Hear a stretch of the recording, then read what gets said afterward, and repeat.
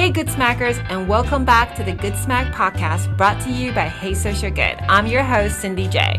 And I'm Kate Hauser, and we're here to talk some smack. Good smack, of course.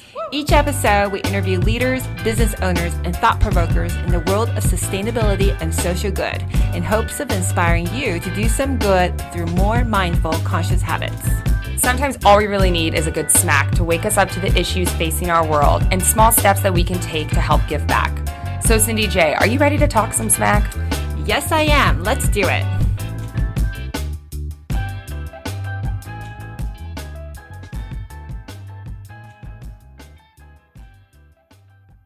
Welcome back to the Good Smack for the Planet podcast. We are super excited to have Alicia Saki, Chief Operating Officer of Feeding San Diego, with us today to talk about food, giving, and waste. Thank you so much for being here with us, Alicia. Thanks, Cindy. I'm happy to be here. Many of us have heard of Feeding San Diego and or Feeding America, and we know it plays such a critical role in addressing the challenge of hunger in both our immediate county and in this country. But a lot of us don't know how it started. Can you tell us a little bit about how it came to be and how it's really helped, inspire so many people to give? Yeah. So Feeding America is a network of over 200 member food banks now here throughout the U.S. Each food bank serves its local community and is an independent organization that's tied to a larger network, which really builds strength across the country. And really started with the connection between food that was going to waste and people in need. And it's grown over time. And in 2007, here in San Diego, we found ourselves without a Feeding America member food bank. And so some really incredible local community members came together to bring a Feeding America food bank member into San Diego. That was in 2007, right before the wildfires hit San Diego. Oh, right. Yeah, and so Feeding San Diego really was able to grow with the need that resulted from those wildfires. So if you're wondering how it's all connected, Feeding America San Diego is part of Feeding America US and gets exposure, recognition, donor funding, and strong support from the national organization. I think this is awesome. It's like you have family members across all 50 states to help you succeed or share when things get tough. Alicia explained in more detail. Yeah, so we each hold our own 501c3 as an independent nonprofit, but as a national member-based network organization, we agree to specific guidelines to keep some standard, and again, also to leverage strength. So the Feeding America National Office will help connect Feeding San Diego to national partnerships with national companies. And again, the learning between food banks is really incredible. Together, we do so much more than any of us could on our own. Super. Wow, that's amazing. Yeah. What brought you into Feeding San Diego? What's your journey been like? Yeah, so I've been at Feeding San Diego now for almost 10 years. Wow. Actually started out of, it was my first real job out of college, but I volunteered. I graduated in 2008, which was a really hard time to graduate into the recession. And I did too. I was 2008 as well. Tough. Yeah, we've come so far. But I really wanted to get involved with an organization that was helping other people. That had always been a goal in a career for me. And so starting as a volunteer here with being, I helped with processing mail at the beginning to a position at the front desk, then with the volunteer department, then as director of operations, and into my current role here now. So I've been really fortunate to grow with the organization. I was the 17th employee. Wow, I love that. That's like the best story. Yeah, it's been a really awesome journey because truly I'm here because of the mission, and I've really been able to grow into a profession that I enjoy as well. I get to solve puzzles every day to get people food. So that's right. Oh, you mentioned that it started in 2007 in San Diego. So you've really grown along with it. So in the beginning, when it started, it was pretty small then? Mm-hmm. Yes, we've grown quite a bit. So they're from 2007. we distributed about 500,000 pounds during the fires. And then to now we're distributing over 26 million meals per year. Wow. 26 million Wow, meals. that's amazing. Yeah. That is super impressive. So right now, I mean, we can't help but mention the fact that we're in this strange, kind of COVID-19 times. How does this change for Feeding San Diego? Are there new kind of opportunities or new challenges? And I don't mean opportunities in a negative way, but just in terms of like a way for Feeding San Diego to be in places where maybe it never was able to be before? Yeah. So, it's really kind of flipped our model on its head. And as we as consumers have experienced, it's really strained our food supply system. So, at the beginning of this crisis, folks were going to the grocery store and pulling tons of food off the shelves. Right. And typically our model pre-COVID relies heavily on food that would otherwise go to waste. So that act of folks pulling everything off the shelves really had caused us to have to shift how we were doing things. So pre-COVID, 97% of all of the food that we provided to the community was rescued. So this was food that was coming from retailers, from manufacturers, from farms. And pre-COVID, 1 in 8 people were facing hunger. So there was a large focus on rescue and produce, and again, trying to get as much food as possible to people who need it. After COVID, we're now estimating that the need is closer to 1 in 6. And we've had to increase the amount of food that we're purchasing to get enough food for the families that we serve. Wow. At this point, I'm still on the 1 in 6. That's like if you walk into a Pete's Coffee, you see 6 people waiting to order, and one of them can't get a nutritious meal, let alone a cup of coffee. So we're purchasing more of the non-perishable food, still working with tons of produce. That's something that we've gotten really good at over the years, working with perishable and produce and getting that to people really quickly. Wow. So it's almost like you've had now more people that need your services, but less food waste to use to give them. Yes. So that sounds like a challenge. Yeah. It is. And, we've been really fortunate to have great support from the community in order to allow us to purchase more food, because as you can imagine, it's a lot more expensive. There's costs to rescuing food in terms of going to get it and to capture it. But we are actually purchasing a lot of product to get it to families in need right now, which is quite different than what we normally do.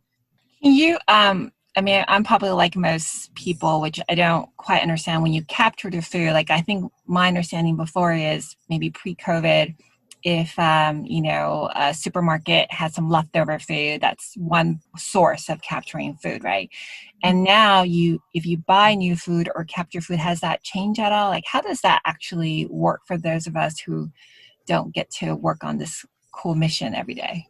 Yeah. So when we think of kind of the food supply chain, I like to think of, farmers over here, and then you've got manufacturers, and then retail, grocery. As you get closer to the consumer, then you get to restaurants and hotels and spaces.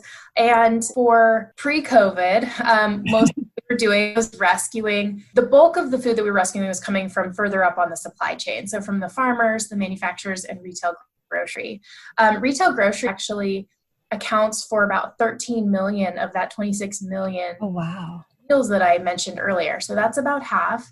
And we operate that in a decentralized fashion. So we get that food right from the grocery store to our partners in the community where people are going to receive the food. For the farmers and manufacturers, we bring that food in through our warehouse and break it down into the right size for our partners to get out into the community. Since COVID, we've really had to shift to buying some of that food on that higher up in the supply chain versus the rescue part of it, because there is such a demand for the food. There's a lot of attention, and has been, on food that's going to waste that's closer to the consumer. So at the restaurants, hotels, and events. And we did actually capture a lot of food that would have otherwise gone to waste when restaurants and hotels and events closed at the beginning of our response here in San Diego. And so this is a really important piece, but it is a smaller piece in the grand scheme of all the food we're rescuing. It's got a bit of a higher cost to capture, but we have this really great solution called Meal Connect. This is a program with Feeding America, and it's an app that donors can actually post donations online, and then it's rescued by our partners, again, in the community, keeping that time between when the food is rescued and it gets to somebody as short as possible. So we're trying to keep the food in the same neighborhood that it's originating in, where that makes sense, and keeping the time as short as possible so that as much food can be rescued as possible. That is super cool. So using technology to really, I mean, you're doing so many things at the same time, right? Like, I love the fact that you said you're keeping the food in the same region or location. And so this app is it primarily your sponsors or your supply chain people that can provide the food, or is it anyone who has excess food? So we are looking for donors who are permitted producers of food to donate through that platform. We have started trying it with food donations, like food drive donations. Yeah. But we're having to be very careful about that because we do need to make sure that the food is safe. Right. And so we can't have people donating, leftovers after a party or food that's been left out. There are a lot of rules, and we have a key responsibility to keep people safe. The folks we're serving, often have already compromised immune systems. And so food safety is of the utmost importance for us. So most of the food moving through Meal Connect is from permitted food facilities like restaurants. Yeah, that's fantastic. Yeah, that's amazing. This might be a silly question, but the food that you're distributing, is it are these like produce boxes or canned goods, or is it actual meals that like you've put together once you collect all of the different produce? Like, what does that look like for someone who maybe is in need of your services? Like, what can they kind of expect? Yeah, that's a great question. For the most part, what people are getting from us, from meals that Feeding America helps provide, is it looks like a grocery bag, like what you go to when you go to the grocery store. So your staples that then you can cook with. And so that product is distributed to families in that way. We also provide meals through a government program called CACFP and SFSP. These are reimbursable meals. That's something that's also changed since COVID. We've been doing a ton more of those meals, which are really important while kids don't have access to school meals while they're at school. And then we also connect people to CalFresh, which is the name here in California for SNAP, the SNAP program, and buy their own groceries. So we get to that 26 million meals by looking at all of the totality of what we do. Yeah, it's interesting. Kind of want to dig a little bit into like the impact of having a consistent daily meal, because a lot of us may not think about what that means, and we can imagine, but can you speak to how filling the tummy can have multiple positive social impacts besides just feeling full? Yeah. And, I think those of us who are fortunate to not experience hunger know what it's like to feel hungry, or to have, maybe the meal coming up and feel distracted, right? There's some biological effects that we can start to feel. But what happens when folks are facing hunger for a longer period of time is a cycle of stress that occurs. And there's often, like I mentioned, a lot of folks that we serve also have chronic disease that they're experiencing. Food insecurity and relying on cheap food perpetuates the problems of chronic disease. And it causes this really unfortunate cycle that, to what you mentioned earlier on the positive side, right? You can't learn when you're having to deal with just basic needs. And here in San Diego, of course, rent is really expensive. It's hard to make ends meet here in San Diego. Most of the people we serve are working. Less than 7% of the folks that we serve are facing homelessness. So it really is mostly folks who are working and just having a hard time making ends meet and having to make really tough choices about housing, about transportation, right? We also live in a city where transportation is key to getting to a job, to getting to a doctor's appointment. And so we're not only trying to get people food, but we're trying to make it as easy as possible, recognizing that folks are facing a lot of challenges in their life. And so we want to help get folks food so that they can be more successful in life, so they can learn and work successfully, but also so that they can kind of reduce that stress that's existing in their life because of a lack of access to healthy and nutritious food. Yeah, a while back, I talked to an economist about like a social safety net. And as you're describing this, right, the whole idea of a social safety net is if, you lose a paycheck, you have family and or friends who can kind of cover you. But I think to your point, there's a lot of people who don't have that because rent is so expensive. And in some ways, I think Feeding San Diego is that. It's providing that social safety net for people where they just need a little bit of a bump to kind of get them over, and then they can have just a very well supported job and or nutrition. Yeah. And COVID has really exposed, I think, how many people were kind of just making it, right? So there's the folks who we were already helping, and then there's this group of folks who, they were doing okay, but they were living paycheck to paycheck. And COVID has just really eliminated how many people were right there. I think this is what's so surprising. Talking with Alicia and others working on food and hunger, I was taken aback to hear that a growing number of college students today rely on Feeding America and food banks because of the extremely high cost of education. I feel like we have to do more. Right above needing our help, and they need our help now. And we're really proud, one, that the community has been generous in helping us to meet that need. Also really proud of the team that I work with here for rising to meet the need. Yeah. The other thing that you mentioned was cheap food. Can you kind of tell us what that means? Like, what is cheap food and why is that not so great for us? Yeah, so a lot of the food that is available to families facing hunger is cheap food. It's fast food. It's things you can buy, along the along the checkout aisle. And while that food has calories, it's not healthy and it's not supportive of a healthy and ultimately successful life for folks. So that is why over the years we've really shifted toward a focus on fresh produce. We have a nutrition policy where we don't accept any candy or soda. Oh, wow. And have really tried to, again, support folks where they need us, right? They can purchase the cheaper food that's less healthy, but since they don't have as much access to the healthier food, that's where we're really focusing our effort. Wow, that's important. And for people who maybe are listening, like I know that when you were talking about the spectrum earlier, saying that like you get a lot of your food from like the farmers and the manufacturers down to like the restaurants, does it go any further than that? Like, for example, like myself, like as a consumer, like I know like the EPA stated that Americans throw away 40% of their food. And there's now this like term like of a food desert and food waste in this country just being a huge issue as a consumer. Yeah. Do you like, I don't even know what that would look like. Like if I went to Costco and I bought way too much food for myself because it's just me and one other person eating, and maybe we were about to go, on a road trip for 3 days and we have all this excess produce, like, do you accept that? Or what does that look like, I guess, as a consumer? Yeah, so we do accept food that is still in its packaging. So folks do food drives often, and we'll donate food drive product that is still packaged or whole produce.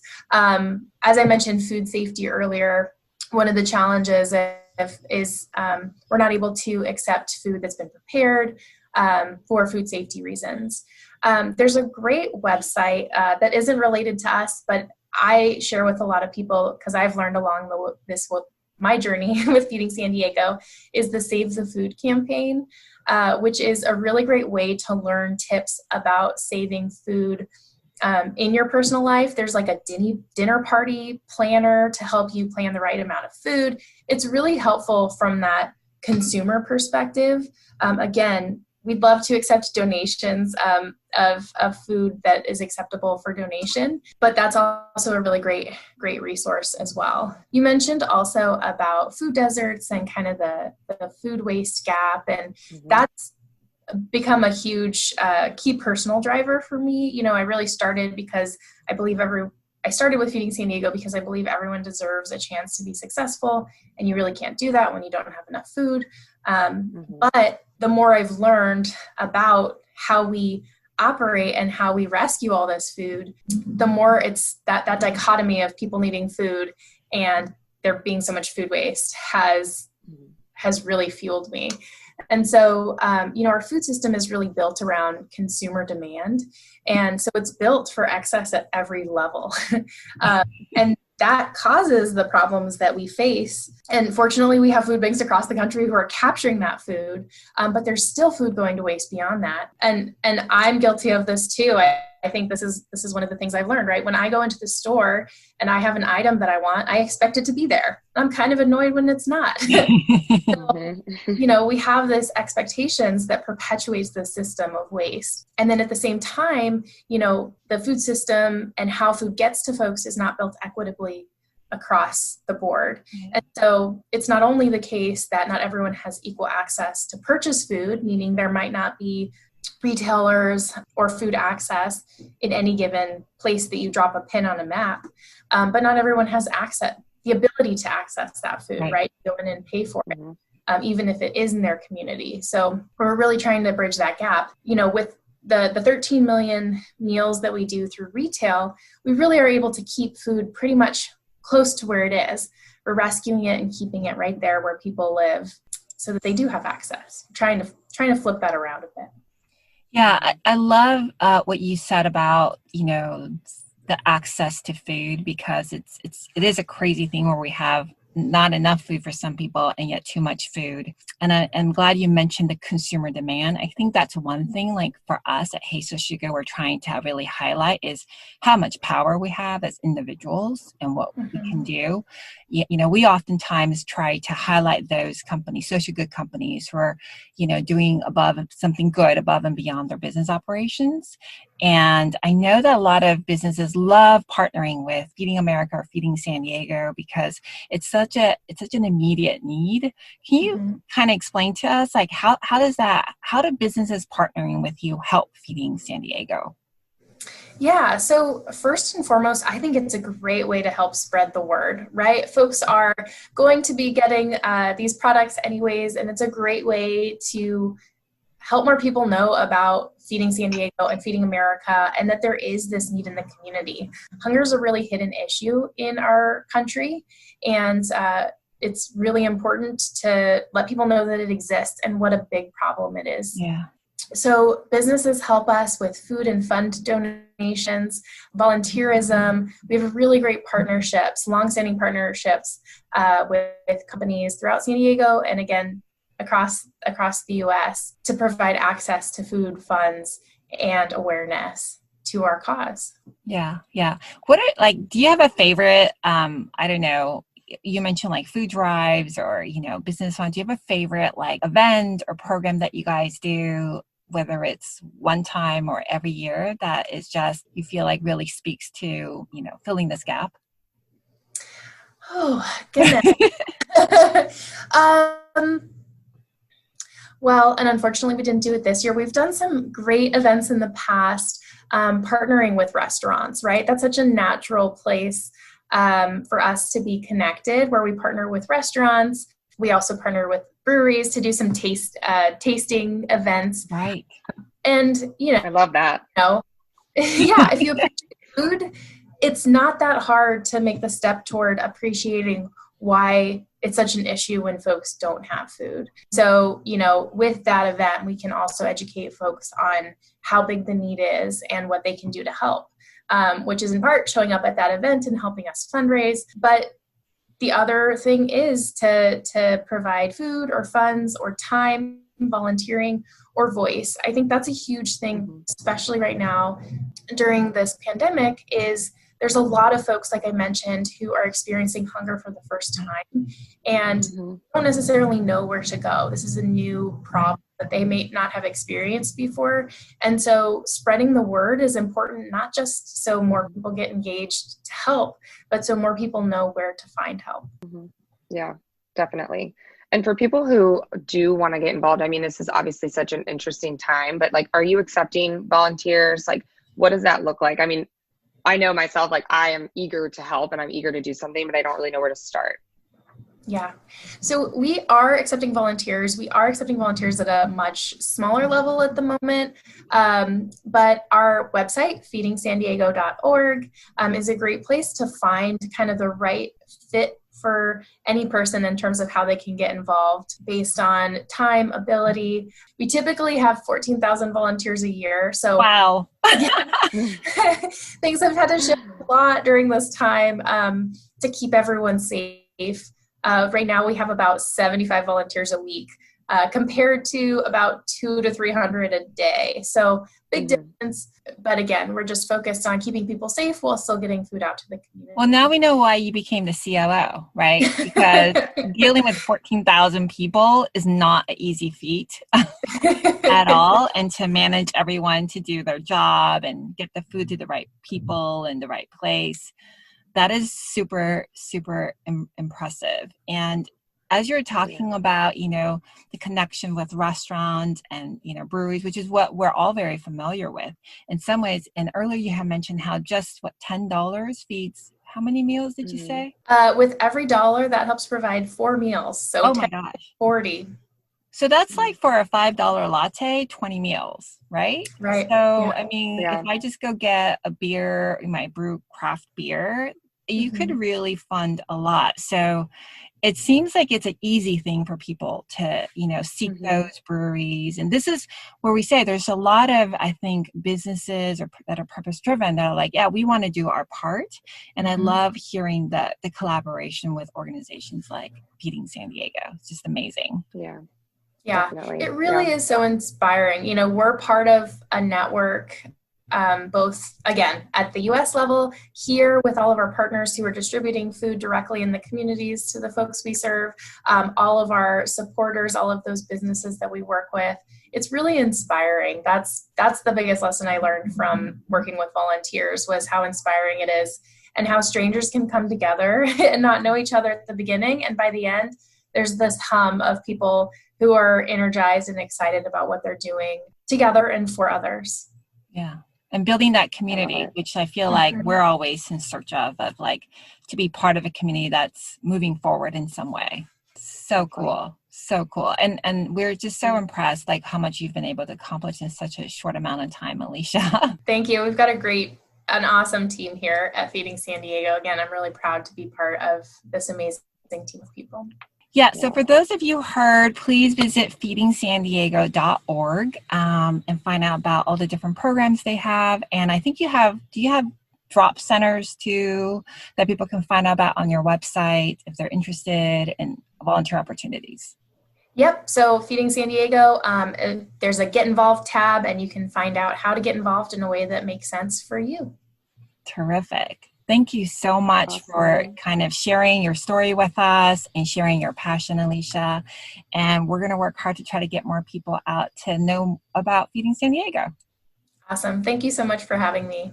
Yeah, thank you. Cindy here. If you made it to the end, you rock. Please, please, please share this particular podcast with friends, family, and others so they can better understand how to get involved.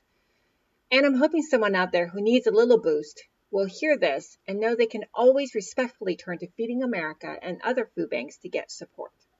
Because sometimes all we need is just a little help to keep us going. Thanks for listening to this episode of Good Smack. We hope you've enjoyed talking smack with us. And don't forget to check out Hey So You're Good, Hey Sogo for short, to learn about all of the other awesome brands out there giving back to the world and our planet. Until next time, Good Smackers.